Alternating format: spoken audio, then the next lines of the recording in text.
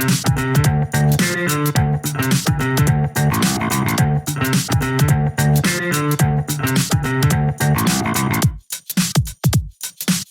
doesn't seem quite right. Welcome to Not Quite Right. My name's Ed. And I'm Amanda. Amanda, this is the big one. Very excited. So last episode, we talked about the long list and we read the long list out. Mm-hmm. This episode is all about the shortlist. So we're going to read out all of the shortlist entries, and at the end of the episode, we will be revealing the winner of the Not Quite Right prize for Flash Fiction. It feels like it's been a very long time coming, and I'm sure everybody listening will feel the same way. Like they've just been hanging out for this, and we've been leaving them hanging for so long. It's time. So what we're going to do now is go through our 6 shortlist entries and finishing up with the winner, and we'll read the story and we will talk about them. I have to apologise if my voice breaks like a 14-year-old boy. I hurt my voice screaming at my child, literally. So excuse me. So first up, and in no particular order, we have Truly, Madly, Deeply by Kathy Prokovnik. If there is a fly in this rose-scented salve of a relationship, it is Harry. A small dog that, even after 6 months of acquaintance, bares his teeth at me when I pat him. I suppose he has some doggy seventh sense, or he just doesn't like sycophants. In my flat, but not at Samuel's place, Harry likes to sleep on the sofa and shit on the floor when left behind. Samuel says, "Who's a naughty Harry boy then?" and rubs his woolly head. It's a special sofa. I changed a lot of things in the flat when Philip died. I moved my bed into the small bedroom with a tree outside the window. I had the threadbare carpet replaced. I bought a new, very expensive sofa in a deep burnt orange, a lovely colour that Philip would have hated. When I bought it, it was an act of rigid, pointless rebellion, staring down Philip's ghost and raging against his carelessness in getting sick and dying. Now it's the sofa where Samuel first put his hand on my knee and moved it up my leg, and my back melted into the cushions. The day that Samuel and I go shopping together, we leave Harry in the flat with a special pig's ear treat that is meant to keep him happy. We catch the bus to the shops and I find myself in the men's section on the 8th floor. It's some years since I've been in this foreign land. A sales assistant breezes across, pointing out corduroy trousers and merino wool scarves. Samuel laughs and says he's a moleskins and blue shirt person himself, takes one of the scarves and drapes it around my neck. "Ah," he says, "that is wow." He kisses my forehead. I sit on a padded seat looking out a 7th floor window waiting for Samuel to emerge from the change room. Adele's earnest tones loop around us, pouring out of the ceiling or the walls. Slightly too loud, slightly too distorted to move you. Poor Adele. Who is this calm person, patient and smiling, looking out a window, enjoying a casual chat, feeling for Adele? Where has that tight-lipped, fidgety woman gone? Her splintered heart has been smoothed. It occurs to me that this is some sort of rite of passage. I text my friend Caro. In relationship challenge number 52, buying clothes together. Laden with ribbon-handled shopping bags, we catch the bus back to my flat, struck dumb by shopping torpor, heading for relationship challenge number 53. I elbow the door open and step in Harry's shit. Also, look, there's a tear in the sofa, ragged little teeth marks around its edges. Shreds of deep burnt orange dangle from Harry's unrepentant mouth. Is there an easy, undetectable way to dispose of Harry? He has crossed an indisputable line now. I'm trapped, not wanting to move my shoe and make another blob of shit. Samuel, stuck in the doorway, unable to see my dilemma, pushes me forward a little. My foot slides on the boards. I lose balance and fall. Even as I fall, I wonder whether Samuel will go to his dog or to me. He drops his bags and picks me up, holds me tight and croons, "You're okay. You're okay." Then releases one hand to stroke my head. I lean into him and close my eyes. I hear Harry's nails tap over and a wet little tongue licks my hand. To my mind, that's relationship challenges number 53 to 110, hurdled in one. The end. So congratulations, Kathy. You made it to the shortlist. I was really quite charmed by your story. I thought the use of the shit on the floor, honestly, like it was just such a clever little dramatic scene, I guess. It's such a simple moment, but also you could really see the drama in it. I think as writers, one of the things that we're told is to use specificity. And a lot of the time, I think people take that to mean, well, instead of just saying he was drinking a drink, say he was drinking a Johnny Walker Red Label with Coke. So be specific. But I think it's not only about just choosing that kind of specificity, it's about anecdotes. So there is that little reference to, in my flat but not at Samuel's place, Harry likes to sleep on the sofa and shit on the floor when left behind. Samuel says, "Who's a naughty Harry boy then?" and rubs his woolly head. I kind of like that it is a specific moment.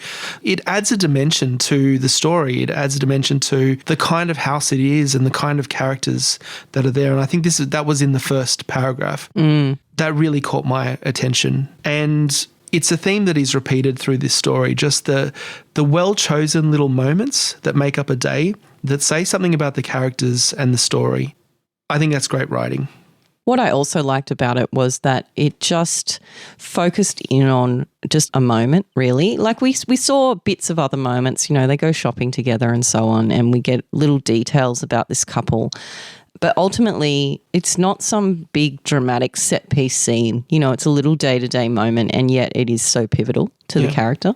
I found the writing to be really strong as well. Yeah. Just the choice of words was quite beautiful at times, and just flowed really nicely and just told a story end to end as well. Yeah, and you said it's about a moment, but I think also what's done so well in this story is that it's very dynamic. So the past wasn't told as a backstory here. It was told as a sequence of events that are happening kind of in real time, although it's not really a progression from one thing to the next necessarily. Well, we're just getting the relevant parts as they become relevant. That's right. And it's not like this big info dump. This is probably like a really good example for anyone who's struggling with that idea of like, how do I tell backstory without info dumping? Here, the author has chosen little moments to bring in throughout. So we're hearing about the previous partner or husband, whoever this person was, in these little details, like when they're shopping, in the detail of why she chose the couch she chose and these sorts of things. And I think that was quite artfully done. The great thing about doing it this way is that you're not stuck in the character's head, as I think so often you are. That's what the info dump is, isn't it? When you're getting a lot of backstory, it's like, okay, now I just have to hear what the character thinks about this. And I've been guilty of that myself for sure, because you're trying to really convey this information and it all feels so important. But at the end of the day, it's not engaging, even if it is important. So there's just a balance to be had there, and I think this author did that well. Yeah, and I definitely learned a lot reading this story too. So well done, Kathy Prokovnik. The second story to make the shortlist is called Backmeyer Bridge, Summer '08 by M. Arata Burkle. Jumping off Backmeyer Bridge began with my grandparents, back when failing farms meant there was little else to do but take risks. Dad called it a family rite of passage, so the day after we rolled into his ancestral village, he took my brother Michael and me for a hike along country roads. By the time we reached the old suspension bridge, all three of us were sweat slick. That was supposed to motivate us, but standing up there in last year's swimsuit, my toes gripped the edge, my knees knocked. Instead of the creek below, I studied broccoli treetops and counted my breaths the way Mum taught me. Dad said I'd be fine so long as I aimed right. I was supposed to fling myself towards the rocky bluff. Supposedly, the water next to it was deepest. The golden shallow end, where the local girls applied sunscreen to each other's shoulders, that was dangerous. I could kill myself on that underwater shelf. Michael told me I'd crack my head like an egg. Dad said not to look at it, because looking at it could make me aim wrong. The local girls were watching. They pointed toward the bluff, where Dad treaded water after his swan dive. They were all blonde and freckled. They looked like they could have been my cousins, or maybe big sisters. I wanted to ask if they'd jump with all of us holding hands, but Dad hollered for me to hurry. "Don't think about it," he said, and I screamed when Michael shoved me. He hooked me with the same arm, then laughed as he jerked me back over the edge. My butt hit the bridge's wood.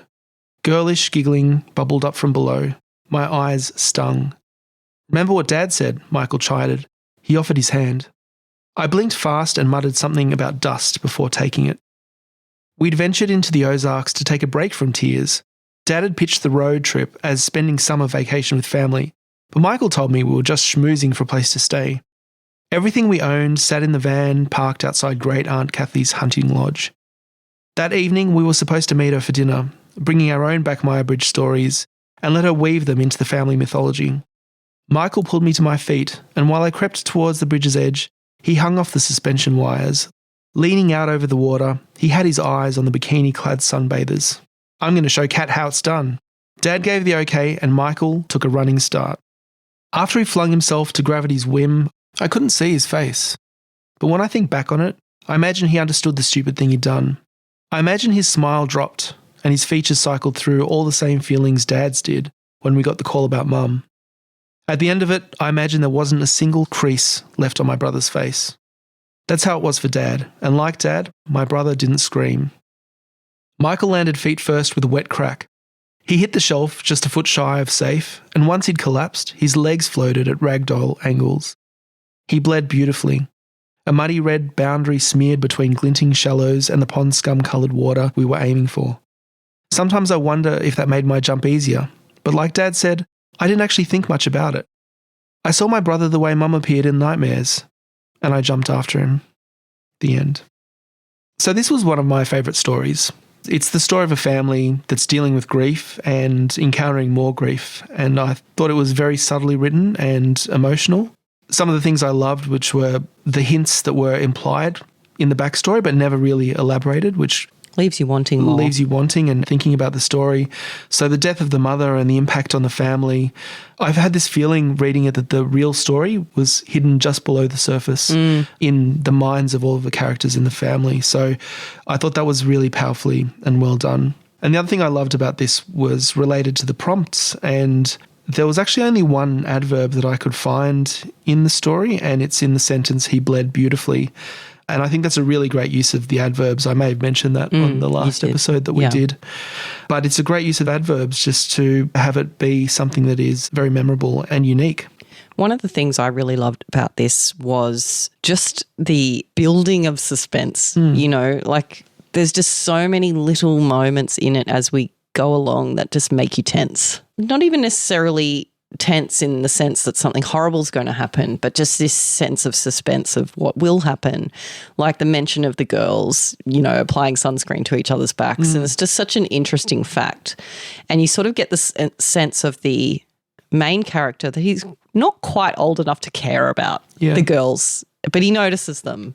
And then we see the brother who is obviously trying to impress them. And I think that's a really interesting dynamic as well. That's not overtly explored, but just that use of that little detail just helps us explore like the age of the characters without ever sort of having to say it. And I think that's really artfully done. I had mixed feelings about this story. I think it was one of those ones where I knew it was beautifully written. I could certainly see that. And yet, I don't know, there was something about it. Obviously, it feels pretty bleak, which certainly wouldn't make a story, you know, not a winner for me. It's more just, I don't know, I guess it's very hard to describe. It's one of those ones that you feel rather than, and I think that's, you know, all credit to that story and to the author, that it's more of an emotional experience.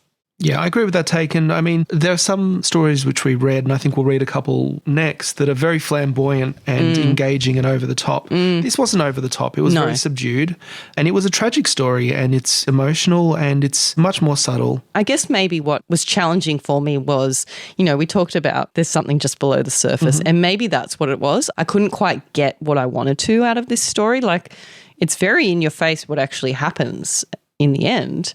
And yet, like, there was something missing for me, and I think it was that secondary story that was going on that maybe wasn't fully fleshed out, which again is a strength of this story. So it's certainly not really a criticism so much as just, I guess, an observation about the story and the choices that the author made. Yeah. I know for myself, the first time I read this story, I got to the end and I needed to read it again. Yeah, this is what I mean. Like, it just had that effect on me where I just wasn't quite sure what I was getting out of it. Yeah. Which again is like pretty much a great thing. So congratulations. So well done, M. Arata Burkle, on that one.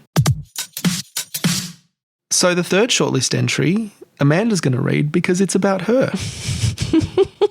I do want to know if it was a coincidence or not. I'm going to read it as if it was me because I have certainly put myself in the shoes of this character and I thoroughly enjoyed it. A similar thing has happened to you, has it? Since I actually used it as a template to then go on and behave in this way. No. All right, without further ado, this is Untitled Number 2 by Greg Schmidt. Amanda sat anxiously on the toilet, surveying the cubicle walls. A large piece of graffiti jaggedly scratched in the back of the door stared down at her, demanding to be read. Perform the rite, drop your bricks and take a shite. Charming, she thought. She tore a square of toilet paper from the roll and folded it idly in her hands as she attended to her business. Not one to venture into public toilets, particularly for the longer form of the task, Amanda was keen to be away from this place. She preferred the sanctity of her own facilities. Her friends teased her when she spoke of her reluctance to use public toilets. The world won't turn to shit, they mocked. What's the worst that could happen? Exposure to the bountiful bacteria-rich surfaces, for starters? Primarily the ungodly one upon which she now perched. Today, though, the need outweighed all else, so here she sat atop a stinking shopping mall public toilet, urging herself to finish quickly. When the transaction was complete, she stood, pulled up her bricks, to use the local parlance, and flushed. The pipes clanked and churned loudly. Above, the fluorescent lights faintly flickered. Amanda opened the cubicle door, ready to wash her hands and wash this experience from her mind, only to be greeted by a man leaning against the sink. If his appearance in the ladies' toilets wasn't shocking enough, he was dressed in a kilt, luxuriant in red and green tartan. Did ye perform the rite, lassie? He said fervently in a thick Scottish accent. What? Stammered Amanda, keeping her distance. Who are you? This is the ladies' room. This place be cursed, should the rite be complete. Right? What are you talking about? Get out of here or I'll call security. Amanda moved towards the door, but the man quickly blocked her way. The words of her friends echoed in her mind. Frontrunner now for the worst thing that could happen in a public toilet was being assaulted by some Scottish weirdo. Look, mister, she said, finding venom in her voice. I don't know who you think you... Just answer me, lass, he said, ignoring her. Did your skin touch that unholy seal? And did you leave something behind? I beg your pardon. Did you put your bum on the seat and... he said, motioning towards the cubicle. Well, yes, that's generally how these things work, she said, absent-mindedly, shocked at being asked such a question. But it's no business of yours, she continued, regathering her composure. Ah, lass, he said forlornly. In completing the rite, ye broke the seal and crossed a line betwixt worlds. What? Scoffed Amanda. The world ye ken is gone. Right, she said, having had enough of this. Quite the pleasure listening to your ramblings. Now out of my way. You didn't want to go out there, lass. Amanda pushed past the man, purposefully striding through the door, back out into the mall. The scene before her so overwhelmed her senses that it took a moment to register. Every surface, every object within sight was smeared in a sludgy, brown, moist muck. The floor, like a syrupy bog, sucked at her feet, and she sank as she tried to steady her balance. Above hung dark, slimy stalactites from which dripped small brown blobs, landing on the floor with squelchy splashes. A putrid smell penetrated her nose, invading her insides as she breathed in. It's all, gasped Amanda, struggling to find words, to find air. Aye, lass, said the man, emerging behind her. 'Tis all shite. The end. Sincerest apologies for my particularly dodgy Scottish accent. It's not my strong suit. So I was probably the biggest fan of this one, and it does help that her name's Amanda. It really does. That got my attention immediately, but I think the comedy is what sold me. When I first read this, and I think I tweeted about it, I was actually in pain laughing about this. Every line of it had me laughing harder and harder, picturing this scene. So congratulations to the author here. That was very funny. Thank you. Yeah, this was by far the funniest story that we received. And I think that's all there is to say. I mean, it was funny and... completely ridiculous. Completely ridiculous. Like the premise of a supernatural Scotsman that inhabits the toilets. It's very timely, this idea of a man invading the women's toilets, true. isn't it? A man in a skirt, mind you. But yeah, I just thoroughly enjoyed that. And just the idea that you actually turn the world to shit. Yeah. Fabulous. Thank you. So well done, Greg Schmidt. Well, speaking of difficult accents. Oh, good luck with this one. I can't wait to hear you attempt it. There's no way I can do this justice. So it's a story called Modern Human by Charles Byrne. Listen, bro, I told you. I'm on all them apps. Hinge, Tinder, Bumbly, Bagel Dates. Shit, I even got my OkCupid from the day. So many chatbots on that one, I finna get me some honestly goodness, genuine robot dates soon, LMFAO. Like they do in Japan. For real, I saw them shits on BBC. They got Android ships there. My point is, what's a Harvard-educated lady in Manhattan with the Cupid mouth of Clara Bow doing swiping right on me in the first place? It's gotta be some kind of frackin' joke, am I right? And you know I loves me some Harvard, prestige-wise. She don't even have to graduate. She could pull a Zuckerberger, I don't give three shits. We could do up our little Patterson, New Jersey house like two Blue Mountain knick-knacker motherfuckers. Shit, she could bring the bacon home from Manhattan and fry it up in a pan and I'd be the artist. I know what you're saying right now. You'd still be on them apps. Fuck yeah, bro, because she'd leave my ass in a heartbeat. Even after I handyman the house, painted the deck, installed those little metal hooks in her closet, and walked around all shirtless swole like Terror motherfucking Crew, with all them little veins everywhere with a tool belt on. You know why? Because she sees me as a friend, bro. I know this because she texts me so. Right now, this ain't some Snapchat shit. Text is forever, bro. And I'm trying to cipher that shit like it's the lawyer's paradox. Sees me as? What does that literally mean? And what friend vibration did I emanate? Like instead of chum zoning me, she could have said I dry her up like the Atacama. Shit would at least be honest. Or she didn't feel the sparkler. Or she's just downright lacking in the feeling of respect department for me as a human being. Or I deserve me tooing. Like that shit would be messed up, but I'd understand it, you feel me? My masculinity was compromised like a motherfucker, broheem, and by unseen forces. We'd went on 3 dates. I'm not an animal, you know that. My roll's slow, so I dry pecked her cheek like a pigeon on the first date. Then on the second date, right as her bus was pulling up, I took her arm all gentle-like and asked her milady, and we had the sweetest, warmest kiss, broheem. It was like eating warm flapjacks straight off the griddle at Nana's. You know the feeling? But then that third date, I heaved some vulnerable shit, like how I cried at that Sade concert, or how I like giving oral coitionals better than receiving it. Goddamn Hennessy.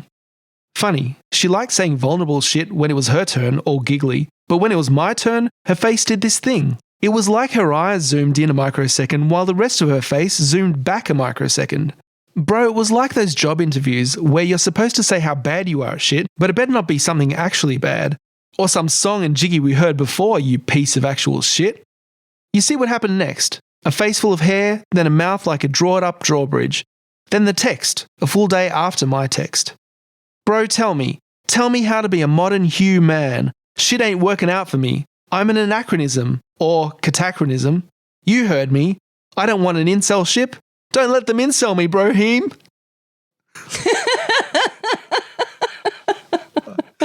Oh, man. Like, I had to stifle my laughs that entire time. That was so good. I think we both agreed on that one, that it was just the winner in terms of voice. Do you know what I mean? Like, just a very, very clear sense of voice, a very clear character who was unique. In fact, it was almost all voice, right? That's what it was. Like, there wasn't really a story. Like, I took issue with other stories on the long list and they didn't make the shortlist because they weren't a story. And yet here we are with one that's, it's a retelling of a story more so than a story itself. Yeah, but like you said, it was such a clear voice, such a compelling voice, and so imaginative in this mixture of slang, real-world slang, and what was clearly made up or half-made-up slang. Yeah. And then also just throwing in like quite intellectual comments as well, like in the middle there. Like this person's trying really hard to come off cool when really they're a massive nerd. Yeah, and that was the character that you instantly got. This guy is trying really hard to be cool. Yeah. Do you know what I really love too? That little moment where the author's written, paraphrasing here, it was like her eyes zoomed in a microsecond and her face zoomed out a microsecond or something like that. Yep. I'm like, I've been on dates like back in my distant past where you're just like, it's like something just switches in your brain and it's such a funny way to present it. But I actually felt that happen. Like I could, when that was described, I'm like, that is the exact feeling when someone says some dumb shit and you're like, I'm out. You know what I mean? No, but a great story, and I think surprisingly hard to pull off something like this. And this is a real testament to character, because I feel like character just gets you so far. And this is something I mentioned in the last episode that I think I've realised since reading so many stories, is that if I'm invested in the character, they can do whatever they want and I'm going to watch, you know. And I think that's what happened here. I was invested in this character. I thought he was funny and charming, and I wanted to know what was going to happen next. And he was really hooking me in with the way he was speaking. Just charming piece of work. Well done. So well done, Charles Byrne. Great work. Brohim. Our next shortlisted entry is I Carried You by Gwendolyn Higgins.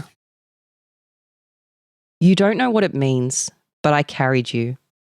In the hopeful days and nights, the looking forward weeks, the in-between time that stretched to over yonder and stretched until you. I carried you those sleepless nights with the perfect weld of your too new body outside against mine. Through the fog-stunned times, the wistful times of sing-song whispers and that new knot longingly under my ribs, filling to breathlessness the place where I made you. Oh, how I carried you. I carried you the heedless days, out of trees and friends' houses, up and out from the tangles of bushes, bedclothes and fears, hauling the precarious roar and crash of your emotions, your sleepy abandon over expanses of country, bustling streets and dim-lit evenings. If you knew the weight of you turned heavier in my arms, firmer on my hip and livelier on my shoulders, impatient on my lap.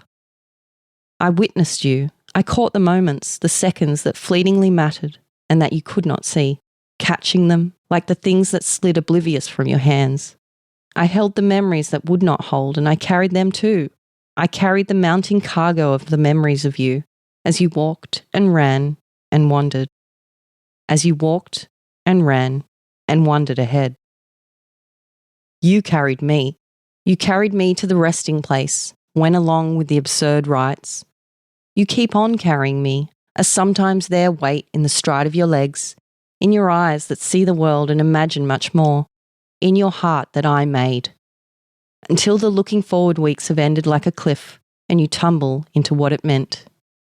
You know it now, don't you? In the all-encompassing weld of the too new body against yours, in the sudden narrowing of the world, in the heftier shadow of me in your world that goes on, the wondrous wisdom of how much you were loved. I have been waiting for you to know it, how longingly and forever and ever after, how beyond the words it is that you were loved. Oh, how I loved you. They carry you to the resting place. They carry you carrying me through those oh so absurd rites. How weightless I am these days. How tempting is the earth, the wondrous wistful abandon of it, the earth upon which I once carried you. How tempting is the crossing of the line. On the other side, will it be forgotten how much I loved you? The end. Well, I think we both agreed that that was a very evocative and beautiful capturing of what it feels like to be a parent.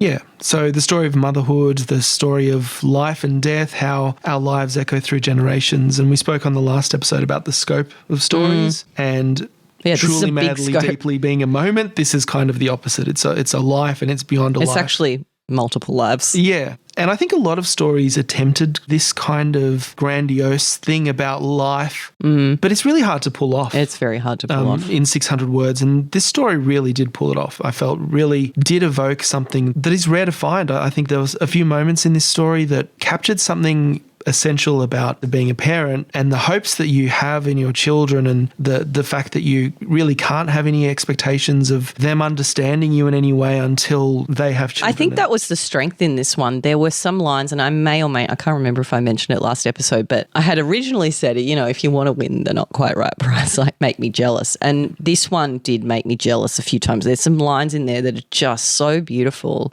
And as a mother myself, you read that and you're like, oh, I couldn't have put it better myself. And I think that was a real standout. So congratulations, Gwendolyn, on on those particular phrases and the way that you've just captured the essence of what it's like to be a parent. And it's not a traditional story structure. No, I think that bears mentioning because I feel like we did warn everyone not to write a poem, and this one comes pretty close. It comes and close. It's not quite a poem either, but it's certainly not really a story. Yeah. It's more like a reflection on what it's like to be a parent. But it was a very, very good example of that. And I think that's what won us over.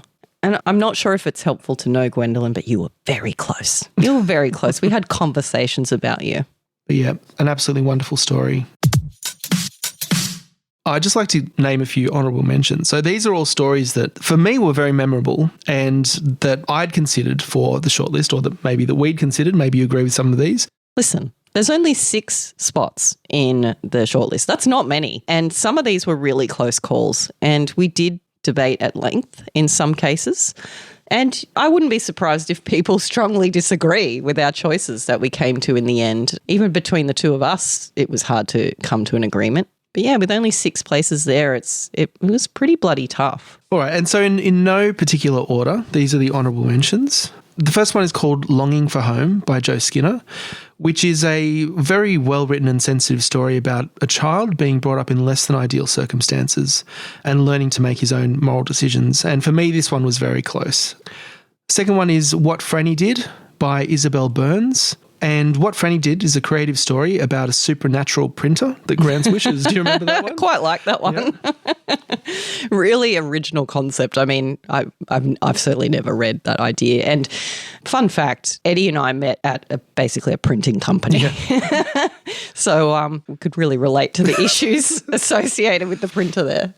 The third call out is a story called Southern Baptism by Catherine Healy. This one was clearly an American story about meeting God at a gas station. I really liked the style of writing and basically the vibe. Yeah, it had a really good voice, that one. Then there was Farewell to Thee, Precious Balls. Definitely a standout story, one that's very hard to forget. And we mentioned that last time because it had a killer opening line. Yep, and that's by Galen Gower. There's a story called Ping by Meredith Hennessy about a woman finding her way through the world of online dating who also happens to get stuck down a well. I loved that one. That was quite funny. I just really loved how taken such a common issue that people have, texting each other after a first date and just really taking it to the nth degree. That was a very clever concept. Another one that came close was Limerence by Jessica Huyer. Another one we called out for having a very strong opening line. Yeah, it's the story of a woman who wants to fuck her dentist, but it's just a passing phase. That's right. Another one we called out last episode was How to Establish Cordial Relations with Your Cephalopod Neighbour by Marriott Robinson, which is a surreal tale of a squid who moves in next door. Also Paradise Lost by Jane Rice about an alternate reality where palmistry is real. I like that one. And the fun fact, Jane's a friend of mine. She's in my writers group. We did judge this completely blind. So that was fun to discover her on the long list once we'd made all our decisions. And I'm so sorry, Jane, that you didn't get any further because it is a beautiful story and it was definitely one of those borderline ones that was so close. And finally, a story called Train Station by Maya Sandvik, which was an evocative story about an encounter at a Japanese train station. With a deer. Yeah, so that's another one I really liked the vibe of. Yeah, I think that one was really interesting because I think we both had a very similar reaction to it, which was just, I'm not sure quite what to make of this story, but I know I really liked the feeling it gave me. Yeah, absolutely. Yeah. So well done to all those honourable mentions. You came very close. You can send your hate mail through to contact@notquiterightpodcast.com. Attention to Amanda. But there can only be one winner. There can only be one. And we did fight long and hard about this one. I'm sure it bears mentioning that any one of these stories could be a winner depending on how you judge them because they're all so different. You know, they're all so very different. I think what made this final one stand out for me was how it ticked every box. So, without further ado, here's the winner of the Not Quite Right prize for flash fiction. The Interrogation by Remy Joel. Did you really do that? She asks. Neither denying it nor fessing up seem like a good option. Possibly, I say. She frowns. Did you know what you were doing? I honestly don't know the answer. Vaguely. Did you think it through? There was no thinking on my part. There was the smell of cookies escaping the oven and the rain pounding so hard on the windows that it blocked off the rest of the world. And then there was us both laughing at the dough that had gotten in her hair, and me trying to get it out, leaning in close and discovering that her hair had a smell of its own. Regrettably no, I say. She raises her chin, signalling that the toughest questions are yet to come. Are you aware that there's a line? I suppose I've been dimly aware of the line, but it's only now that it's shown itself. It has, in fact, taken control of the universe. Keenly aware, I say. I don't know how she knew it was a kiss. My lips barely touched her hair. My face must have lingered. She pulled away with an alarming look, then turned and commanded me to follow. I complied and marched to the sitting room, where she directed me to the sofa. She pulled her chair up close, as if I were a flight risk. She continues, "Do you know where the line is? Can you see it clearly?" Her eyes are intense. I drop my gaze to her legs, just inches from mine. She wears a skirt that reaches just above her knees. It's blue, the skirt, and a thin strip of orange runs along the hem, showing off both the blue and the tone of her skin. Stunningly clearly, I say. She absently runs her fingers back and forth along the bottom of her skirt, pulling it taut across her knees. And you know it's a line that perhaps in theory is crossable, but that once traversed might be impossible to cross back over. I haven't given this a moment of thought until now, of course, but I'm catching up quickly. Miserably aware, yes. What does she usually wear? Jeans and t-shirts? Overalls? I've no idea. But I know exactly how the blue skirt clings to her hips, and how it falls against her calves when she's standing, and how, when she sits, it slides up and the hem traces a bright orange line across her knees. She says, "You've always been a true friend, right?" This is not the sort of thing we usually ask each other, but I give it a go. I think through our history, and the answer comes easily. Unfailingly, I say. She takes a deep breath. "To me," she says, "among all the wonderful things in the world, some of which I have, and some of which I only dream, a true friend is among the dearest, and this dear thing is to be put at risk only for something more beautiful still." She pauses, then says, "Do you see it like that?" I want to say, assuredly yes, but I think she's had enough of my trite responses. I pull my eyes away from her legs and look at her eyes. I just nod. Her face has softened. She seems to be out of questions other than the big silent one, the one posed by the tears filling her eyes. This question turns out to be the easiest. I put my hands on her knees and lean across the orange line, way across. I was a huge fan of this story from the very first time I read it. And again, I think I tweeted about it. I was like, I couldn't stop thinking about it. It's a difficult one to read aloud, and I would encourage everyone to jump onto the website to read it, because I think there's this cross between internal thoughts and the dialogue that is difficult for us to replicate hearing reading it aloud. And the dialogue itself is so peculiar, I think. It's a certain unique mood. But that's what I loved about it, and I think we had some discussions about this, because I think it won me over perhaps more than it did you, certainly initially, that I found the voice in this very strong and unique, and perhaps not ringing true to what a natural conversation might feel like. You know, we are throwing in all these adverbs here. I think it was artful to throw the adverbs into the dialogue because, of course, we use them, and we did discuss this last episode, more in dialogue than we might otherwise. But I found that actually really developed a unique voice to me, and developed a bit of a sense of character as well, like the way that this, I'm assuming it's a man, is replying to this woman gradually with, these excessively adverbial phrases or whatever. I don't know. It got me. Like, it really sucked me in. And then again, this was one that did tell a story. Like, it took a moment, but it told us an actual story where something significant changed between these characters. And I guess, like, once I'd read it initially, like, I didn't stop thinking about it the whole time. I kept comparing other stories to this one. One thing we spoke about in this story was the use of tense, which initially threw me. I think you were thrown by that interiority versus what was happening in the moment, because we are getting these sort of flashbacks, and it's only a flashback to a couple of moments ago. You know, it's a flashback to this scene where he's kissing her hair because it smells so nice, and it's only just happened, and so but then we're back in the present moment. And I guess, yeah, if you're not switched onto it, perhaps that could be a bit disorienting. I didn't find it to be disorienting when I was reading it, but I guess that's just how you interact with the story. I don't think I found it disorienting when I was reading it. I think as I was going through it, looking at, the way it was written with a kind of fine-tooth comb, I picked up on the fact that the tense was switching. But it's done really intentionally. It's not a mistake. No, not at all. He's reflecting on what's just happened.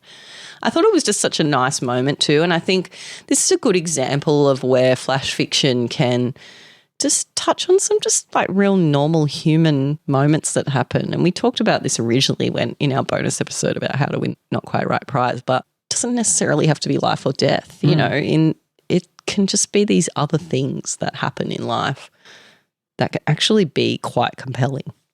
So again, I think the strength of this story was in how well-rounded it was. We had, in my view, a really strong voice. We had characters who were developed through what was going on. We had interesting use of the prompts and effective use of the prompts. And overall, just a satisfying story with a beginning, a middle, and an end, and quite a charming, happy ending, which I'm a fan of. A great conclusion and one of the top, I would say, closing lines. Absolutely, yeah. It was a strong ending, strong finish. So congratulations, huge congratulations. You won the Not Quite Right prize. Thank you for sharing your story with us. I found it really moving and beautiful, and I'm so glad that you wrote it. So you've just heard us read the stories out to varying levels of proficiency with accents and so forth. They will all be up on the website, if not now, very soon. So definitely head on over and take a read. I think reading these stories will do them a lot more justice than we have. How dare you? My Scottish accent is impeccable. So huge congratulations to our shortlist and, of course, our winner. This has just been such a joyful experience for me. It was a lot of work to read these stories and yet did not feel like work. It was absolutely fabulous. I learned a lot. I've learned a lot from all of you. And I just wanted to acknowledge those of you who might be feeling disappointed that you didn't make the shortlist or didn't win or didn't make the long list, didn't get acknowledged. Just know that we read your story. We read it. And we are so grateful that you wrote it. We just feel really honoured that you participated in the competition. And I think it's always something to celebrate when you create a piece of art. And I hope that you do celebrate it. I hope that you don't take our personal opinions as any reflection on your art. We want everybody to celebrate their own art and to continue making it. And we'd love to see you all again. I'm sure we'll be doing this again. So we've had a great time. So we hope to see you all entering again next time. Absolutely. I had a great time reading these stories. It was a lot of reading, but like I said last episode, every time I read a story, I just was blown away by the fact that there was another human being who had sat there and written the story, and except in cases where it was clearly ChatGPT. So, someone typed in the prompts. Yeah. So thanks everyone who participated, and we're definitely looking forward to doing this again. So before we close this episode out, let's talk about what's next for Not Quite Right. Mm-hmm. Yes, in the short term, we'll be back to our regular programming, whatever the hell that is. We have an episode that's been in the can for a while, which I'll be editing after this. Just like Amanda in our Untitled number 2. She's been in the can for a while. Different kind of can, but yes. And in that episode, we're talking about some movies, actually, the Before Sunrise, Before Sunset, and Before Midnight trilogy. And I guess beyond that, we've been talking about the future of the Not Quite Right prize and the fact that we will definitely do it again. So, and we will. We will. So if you're subscribed to the newsletter, we'll send out a notification when that date is planned. And we're still fleshing out the details. Mm-hmm. But one thing that we're fairly sure that will change is that next time around, it will be a paid prize. Yeah. And we've both entered paid comps ourselves. Yeah. And we know that the big draw card of a paid comp is a much more significant cash prize for the winner, and potentially for placeholders as well. So we're super excited that this model will allow us to continue the prize on into the future, to offer a larger prize, to offer prizes to place getters, and to basically create a space where we're rewarding this artistic talent. And we're really excited to do that. So we will keep you posted about when that's happening, the details of that, and we look forward to reading your entries again. Can't wait. And look, I think we mentioned last episode that if you wanted feedback on your particular story, its strengths, potentially its weaknesses or potential for improvement, as an optional add-on for a fee of $20, we're more than happy to share that with you as well. So just get in contact, send us an email at contact@notquiterightpodcast.com and we'll give you some more details about how to get that process going. So we hope you'll stick with us. We love all our prize entrants and I know it's a bit different. I know some of you have found us from forums or websites that have listed different writing competitions. Maybe you're a bit of a writing competition rat. Congratulations if you are. We love that. Look, we hope you'll stick around because it's been fun and we hope you'll join us for more chats about writing nonsense. We like to think that this podcast is a bit like what you'd find if you went to a writer's retreat and you're just like after hours like talking shit. So we occasionally talk about writing stuff. Everything sort of comes back to that in the end. We have a good time. That's right. We hope you'll stick with us. And until next time, write on. Right on. Thank you for listening to Not Quite Right. If you'd like to reach us via email or follow us on social media, you can find all the links on our website, notquiterightpodcast.com. That's WRITE. And if you enjoyed the show, we'd love it if you could leave us a 5-star review on your favourite podcasting app. Something doesn't seem quite right. Perform the right, drop your bricks and take a shite. Should I try that again? Yeah. Do it again in a Scottish accent. I can't do a Scottish accent. Drop your bricks. Drop your bricks. Perform the right. I can't do it. That's an Irish accent. What is it then? You got to roll your eyes. Perform the right. Perform the right. Drop your bricks and take a shite. Yeah, you do it. You do it. I'll do it. Yeah, you do it. You'll do it.